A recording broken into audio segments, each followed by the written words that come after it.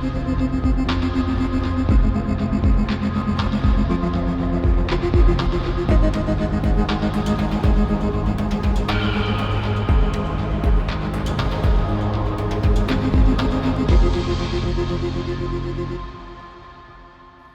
this is Lee Viramondelli, and this is the audio commentary for the Kill Luck issue 6, the last issue of the series. So, the cover here, I knew that I wanted something that used the symbol itself. So I debated, the symbol burned into a wall, the symbol just a bloody kind of handprint version of it, someone had almost finger painted. And then I also wanted it to include the artisan, because by the end of this issue, it'll be very clear why. So I thought, the Kill Luck symbol with his bloody abstract face around it was threatening, but also vague enough that it wouldn't give away what is coming. So the first page here is the continuation of the Wraiths flashback. So already this issue is going to be changing up the format a little bit, where previously all the flashbacks were self-contained. But in the Wraiths, it's here where we really get the finale of his flashback. This first panel is showing the decimation of basically what the Wraiths do to a planet, where they operate in threes generally. Their eyes have three slits. In the previous flashback of this section, you saw three of them operating together and three in the background. So when they kind of decimate a planet, they kind of burn these long sort of lines of threes. That's sort of the mark when like a planet's been visited by them. This sequence was different initially. All the events were the same, but initially I just had it play out in real time. So the Wraith really did have a conversation with his fellow Wraith here. And it really lacked kind of like some impact for me. And it was kind of late in the game where I thought, what if it's just his own thoughts on it? It's really the most time we spend with the Wraiths in his own head is in this issue. And I liked that. I thought it gave a lot more insight and a lot more kind of sadness about what he is about to do. Hopefully you feel for him a lot more this way. And I wanted this moment to be shocking, of him actually killing a fellow Wraith, where, of course, there was like the misdirection that you potentially thought he had killed children in issue 1. And the realization here is that he's always been a good person. And he continues to be essentially a good person, despite some of the horrific violence he's done. But he wasn't sentenced for killing anyone innocent. This kind of golden blood that the Wraiths have, we kind of saw in the last issue when the Wraith removed one of his own kind of chess pieces and threw it into Leviathan's throat.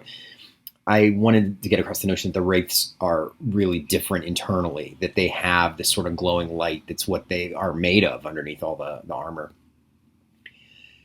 The sentencing chamber sequence here, it was important to me for what's coming later in this issue to establish just how physically threatening the Wraith really is, that he could break out of this chamber immediately. These restraints are not actually holding him in place. He is volunteering for this punishment, because that's something really important that's going to pay off later. And the notion, too, that he sees the innocent kid, and now he has the purpose that he will agree to this to protect one more.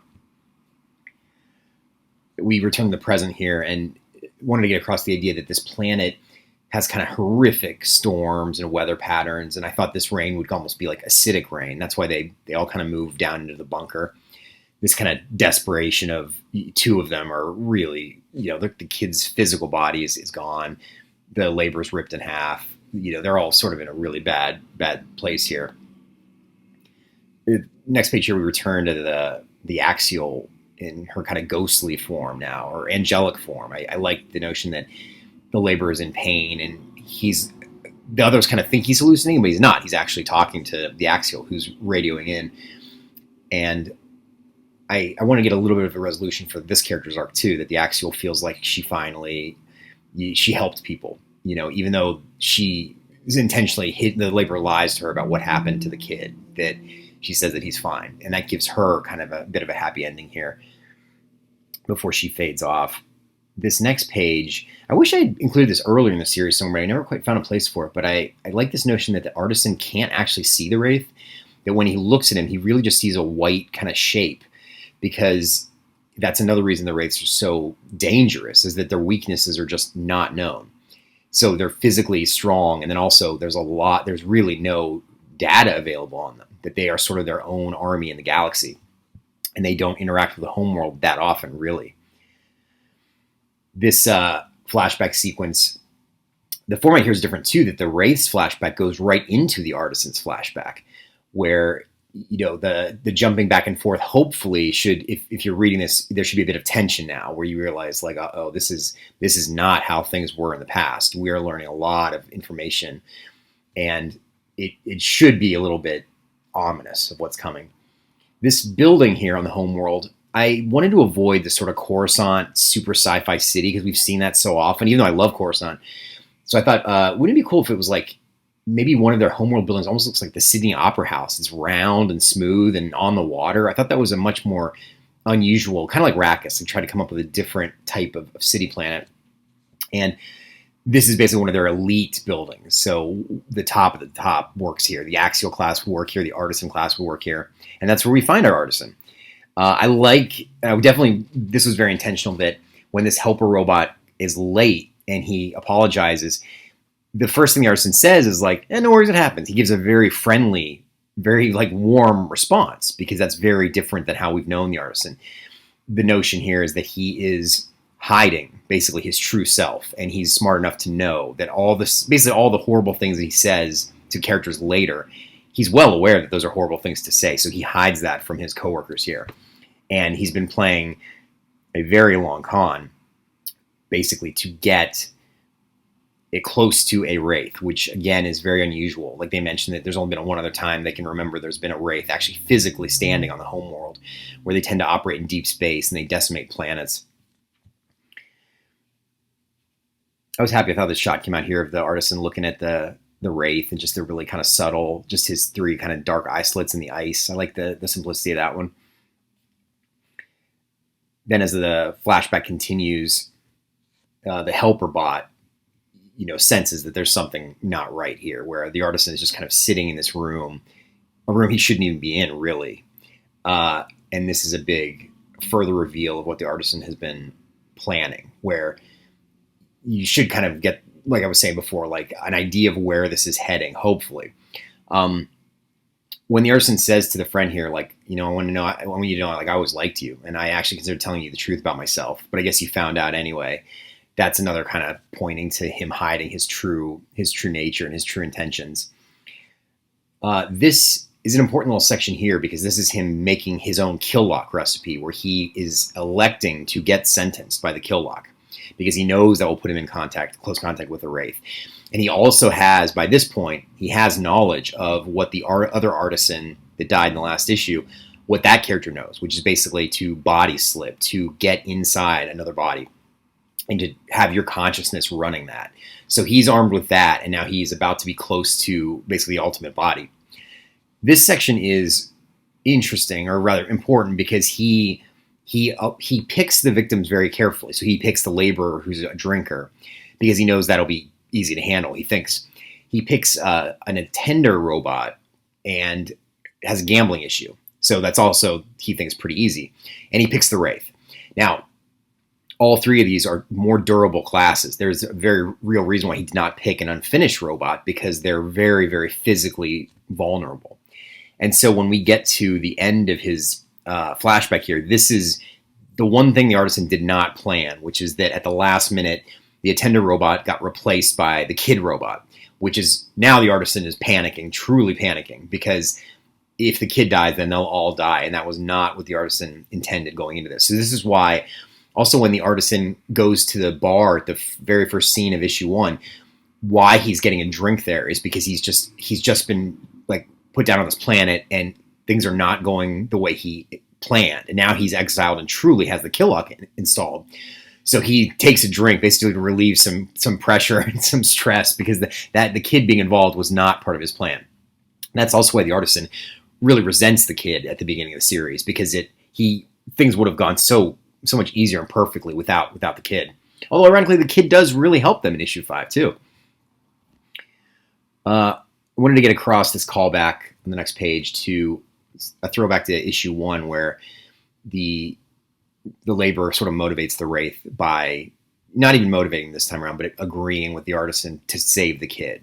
That the Wraith still comes down to, for the young one then. So they agree.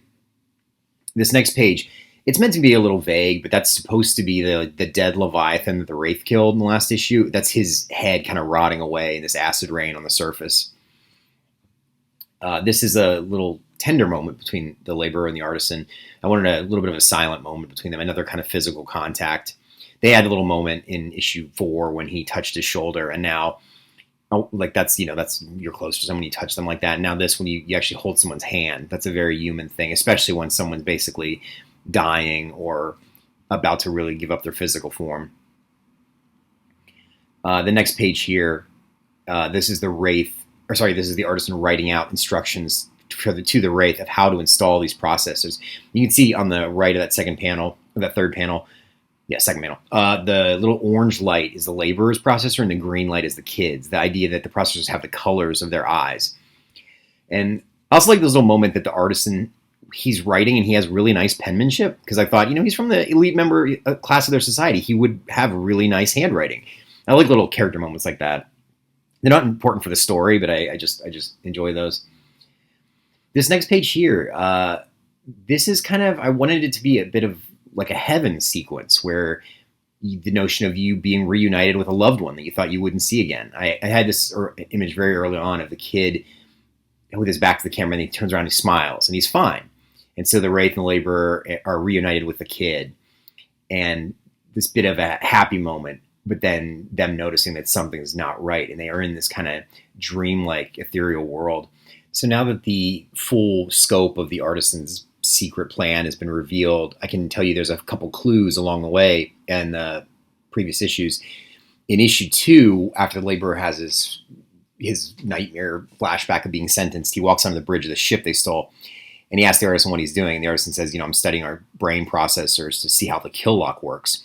But that's not what he's doing. If you look at what he's doing, he's actually looking at a scan of the Wraith, basically studying how the Wraith's internals work.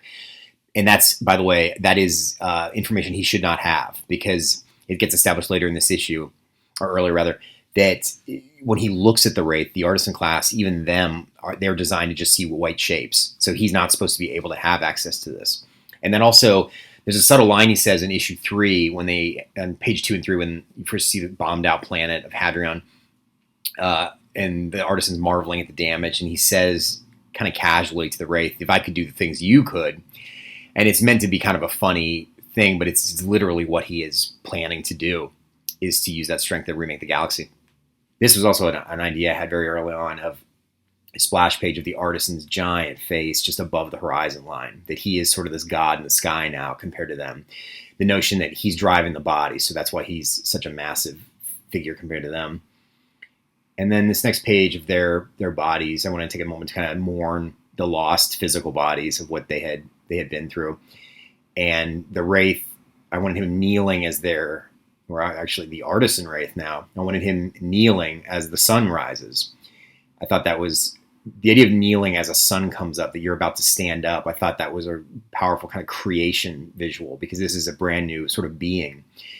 And then the purple of the artisan with the Wraith's eyes should hopefully visually suggest what's happened. And the fact that the first thing that this new being says is a laugh, which we've never heard the Wraith laugh, that should also be kind of ominous. You can see in this next panel, too, that the section of his chest that was removed in the last issue is now also turning purple, so the idea that his entire frame is being corrupted, and also his kill lock is flickering and turning off, the notion that that symbol will go dark now. This was something that I wanted to get across, both a kind of an optimistic and a chilling ending, where the artisan really will take care of them now. In a way, especially someone like the laborer and the kid, they're more protected than they've ever been, because they have this superior intellect in a really, really physically destructive body, and they're protected inside of it. So hopefully it's kind of a bit of both, like optimistic, but also unsettling. I wanted to get across this line. It's a great big fucking universe out there, because also we haven't seen the Wraith use any kind of profanity. So seeing that in his font, I also thought was kind of an interesting contrast. This final splash page where he refers to himself as the artisan wraith. I always had that line in mind, that I like that he now refers to himself as that, like the artisan wraith the first. Like there's never been something like that in the universe before. And it's a very real threat to all sort of known ways of life, to the forgers, to their civilization. You know, it really is, it's going to change the galaxy. And then in the sky, I wanted this kind of surreal, abstract shot of a star that was sort of both the artisan's eye and the wraith's three horizontal eyes. Like I think that the matching of their two sort of signature eyes together to metaphorically be a visual for what they now represent. And that is the end of the series. I want to, as this page here next says, I want to thank everyone for reading this book. It's really been one of the best experiences of my life, you know, seeing people respond to it and to like the characters and to send fan art. It's meant the world to me. I wanted to include this little group sketch of, it says 2016, but I think it was even earlier, of an early sketch I had of them. And this is when, you know, I was just doodling these characters and coming up with who they might be. And you can see the kill lock is on the laborer's wrong side, and it's not even an X. That's how far back this goes. It's amazing to me that, you know, these characters now have been seen by readers and that they've been accepted into the world because they started off just like this, like a little doodle. The next three profiles here, this issue has the most profiles of any because the axial, the artisan, and the wraith all have backstories that I wanted to save for the end. You know, I wanted Dr. Drea here to have free will to cover their entire history, you know, and for the artisan and the wraith, you really need that last issue, this last issue, to be able to have her speak fully on it. And I think she, as always, does amazing work here. The axial, there's a really interesting concept here that she was both an included and excluded member of the inner circle of her world. That's really amazing. Like I sort of unconsciously thought that when I was writing that character, but seeing it called out like that, I was like, yeah, that's exactly how she feels. You know, that's really interesting stuff. And then the wraith, a lot of really interesting stuff about violence and what a life of being a soldier can do to you. And then the artisan, who is probably, I can only imagine, the most complex character to try and analyze because he hides so many of his true intentions. And, you know, you get so much more of this character. You get not only his like the dark secrets that he's been hiding, but also toward the end, a little bit more heart for the character where he will protect the other three. So there's a lot to unpack of the artisan in issue 6. These two final pinups, really happy with Frederick here. We've actually never met in person. We're just mutual admirers of each other's work, and we talk on social media. And I'm really happy that he's included here. I really love this piece a lot of the labor, especially the melancholy aspect of what happened to that character. To see him here now is great. And then really super thrilled with the final pinup of the series by Alex Milne. Alex is someone who I've loved his work since before I ever worked in comics professionally. I've known who Alex was forever as just a fan.